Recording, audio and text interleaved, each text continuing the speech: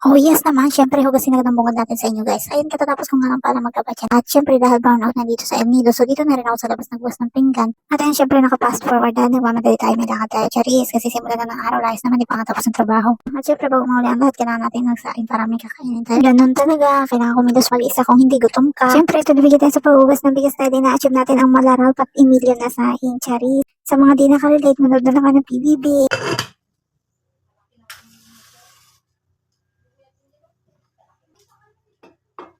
Oo, akala niyo tapos na 'no, hindi pa tapos. Meron pa rin tayong trabaho, liligpit ko lang 'tong mga damit na 'to dahil ilang araw na ito nasa sampayan. O siyempre malamang may trabaho kung hindi ko talaga mapupunta niyan.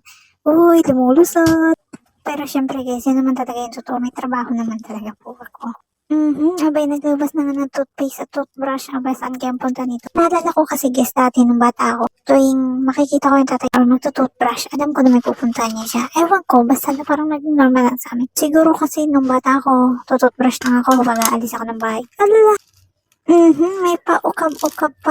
Anong ukab-ukab? Actually kasi hindi ko kasi alam sa Tagalog kung ano yun eh. Basta nag-ukab-ukab ako ng maple tape yan. Akala naman may pagdidikitan no. At syempre kinabog ko na rin itong pink top ko. Syempre maliban yan guys, magkagay din tayo ng tawas. Pink top natin. Tapos yung amoy palang kilikili, hindi maintindihan. Aba ay nakapagpabangot lip tint ko ang person. Eh syempre magsusuot ako ng cap. May talaga ako sa cap guys. And of course, huwag natin kakalimutan yung helmet.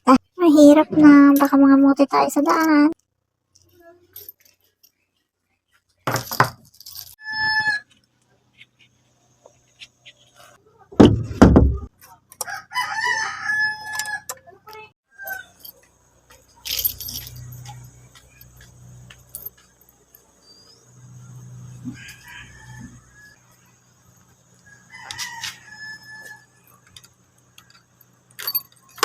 Ba't mukhang masisira pa ang susian sa'yo, day?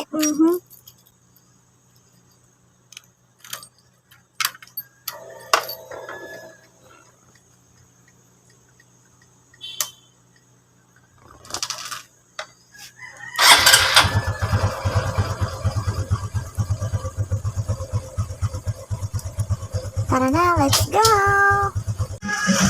Pumanagala to cart, real quick. Basta real quick. So, ayan, nandito na tayo. Mamimili na po ang person at mukhang may naispanan po agad. Kararating pa lang. Nilikuan na nga. Ay, siya. Okay, so ito na.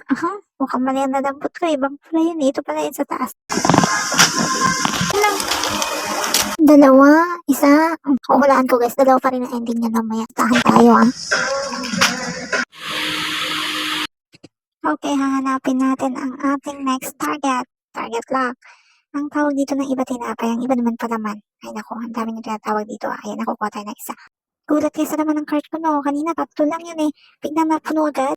Actually guys, itong mga pinamili ko ay yung mga kinakailangan lang talaga. Siyempre hindi tayo pwedeng mamili ng mga hindi naman natin kailangan dahil nasa budget lang po ang ating kaperahan. Siyempre, inaantay pa rin natin yung bigyan ni Mayor, ni Governor, Charis. Oh, ayan, di ba? Sabi ko sa inyo, dalawa yan ang ending. Dalawa talaga, panalo ko sa pustahan. So ngayon guys, i-arrange na natin siya sa loob ng aking mini ref. Mini ref sa aking storage box. So, malay natin someday meron na tayong ref. Pero bago yun, yung pantalay muna sa ref ang ating unahin. Actually, syempre pangarap ko yun guys, yung magkaroon ng ref sa bahay. Actually, wala pa akong bahay. So, bahay muna. Pero hindi nga. Pangarap ko talaga magkaroon ng ref sa bahay. Tapos yung tipong pupunuin ko siya ng grocery. So, ito guys, kunyari wala kayong nakikita. Wala akong kinalkal na mga nailigpit para kumuha ng isa. Talagang binubulag pa nga ang mga manonood, ano?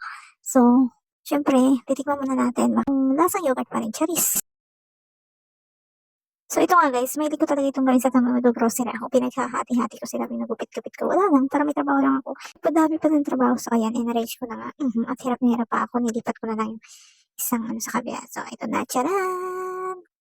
Ito guys, share ko lang din. Ayan nga pala yung total bill ko ay 761. So, tinitipid ko talaga dito yung groceries guys dahil sobrang mahal po ng bilihin dito sa El Nido. Pamilyar na nga naman sa inyo. Pintuan na naman po. Lalayas po tayo, yes.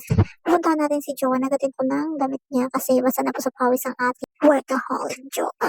So ito nga, nagpatid na rin ako kay Joa pa uwi at ayan. Ayaw pa mag-focus ng camera ko.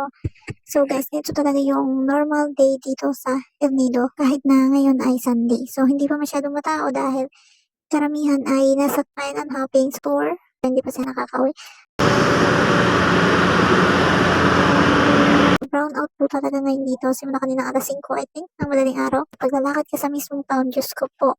Kung alam nyo lang kung gaano kasakit sa tenga, puro generator ang maririnig natin dahil nga brown out. So, yun. Share ko lang.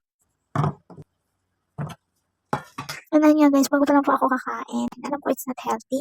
It's not good for the body. Pero kasi wala po talagang ganang kumain lalo't mag-isa ka. So, huwag nyo na lang po gagayahin. Because it's not healthy. So, ayan guys. Yan po yung kabuuan ng aking first ever vlog. So, sana supportahan niyo po ako. And see you next time. It's me, Padawi niya Hariputagan. Bye-bye. Mama.